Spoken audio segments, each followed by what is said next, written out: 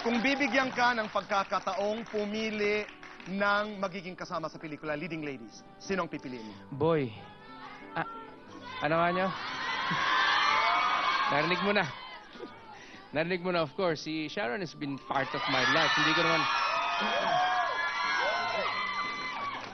You know, of course, I'd like to do a movie with her. I'd love to do a movie with Casey. She's my daughter, after all. Sharon's the mother of my daughter. It would be nice if we could do something together. But of course, maraming intrigang papasok dyan. Katulad nga ng sabi ni Sharon, paglalaroan lang, o, you know. Pero kung may iwasan natin yon, ako, why not? You know, gumawa tayo, pakita natin sa tao, total yun ang gusto nila. Handa ka? Handa ka sa mga intriga? Handa ako, wala naman ako tinatago, boy. Ang buhay ko, bukas. That's right. Sa tao. Lahat ng intriga, eto, nakadikit sa buntot ko. Kasama ako sa showbiz. Kasama ang intriga sa buhay ko. Very, very, very, very straightforward question. Kasi ito ang itinatanong sa kanya. Would you do a movie with Gabby Concepcion? Ang tagal na namin hindi nagkakatrabaho together. Pero yung following namin hindi nawawala. I started acting kasi siya yung kasama ko eh. Right. Siya, yun, ganun ba? Parang ang sasagot ko agad, sige, shooting na tayo tomorrow, basta maganda yung story. Wala akong problema. Pero, first of all, what matters to me more than my career is my family. I have nothing left to prove eh. Ang ginagawa ko lang yung mga pelikulang gusto ko. Ibig sabihin, magpapaalam ka kay Francis? Oo naman. You should. Kahit mga ex-boyfriends ko, walang problema at all si Kiko. Dinidefend pa nga ako niyan pag, kailangan na kissing scene, mga ganon. Pero considering lahat ng maapektuhan. Of course, you have to consider a lot of things. Sabi ko nga kanina, si Tita Malu, kausap ko sa ko, 50 million net, I'll think about it. Eh may tumawag pang iba after, 100 million net, I'll think about it, pero wag na rin. No, I wouldn't do that to my family. It would be too... Alam mo bakit, kuya? Kahit okay kayo, nagtatrabaho lang kayo, wala kayong problema, professional kayo, paglalaroan kayo, siguro naman at this point in our lives and in our careers, dapat rinirespeto na kami kahit paano. We've earned that already. Naunawaan ko yan. Do you feel that there is a need for you to settle some issues with Shawi?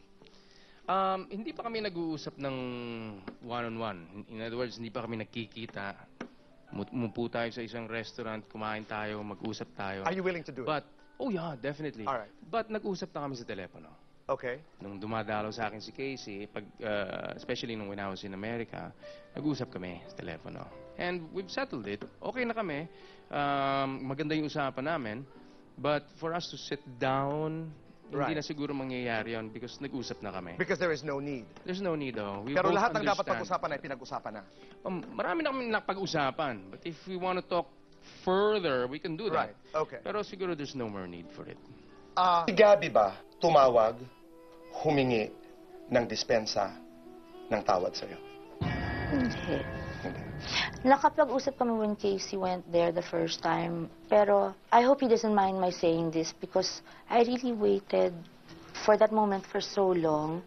When it finally came, it was already an unexpected moment when it finally came. Oh my God. Yung parang na hindi niya alam to. Pero nung nakausap niya ako, ihahatid na niya si Casey nun sa airport, pauwi na si Casey pagkadalaw sa kanya. It was Casey and you talking? Yeah, na she passed the phone to me na nagulat. Ay ko, Casey, ikaw naman, hello, hi. No, but kuya ganito, yung, nung sinabi lang niya sa akin, pinupuri niya si Casey, such her personality, or ganyan, ganyan, ganyan, ganyan. Tapos ito yung hinihintay ko na hindi ko alam that day dadating. Sabi niya, thank you. Nagpasalamat siya on how you raised That's thank you.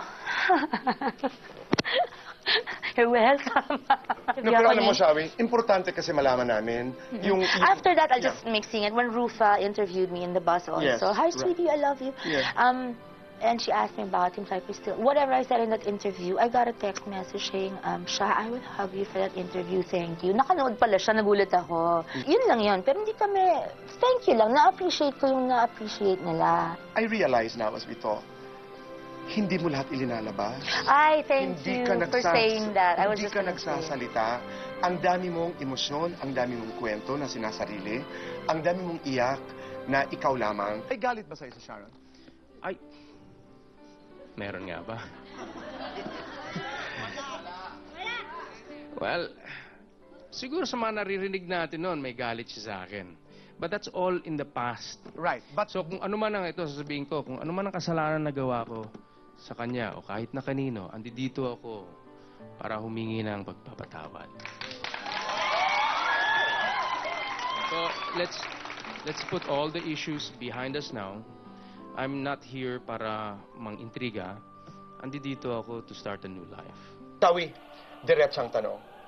Napatawad mo na ba si Gabby Concepcion? Oo, nakapagpatawad ako kahit na hindi humingi ng tawad. Siya, oo. Kasi at this point in my life, I'm too grateful for the blessings and I'm grateful that secret things had to happen no matter how painful they were so that I would meet Francis who really... Shelby, can I say something? No. Parang nabasag to. Parang si Francis yung nagdikit. Si Kiko yung Bumuo. Kung ako ay isang flower vase at ako'y nahulog na basag, Siya. kung ano ang pwede pang kunin doon na salbahin tapos itikit. Si Kiko yun. Oo.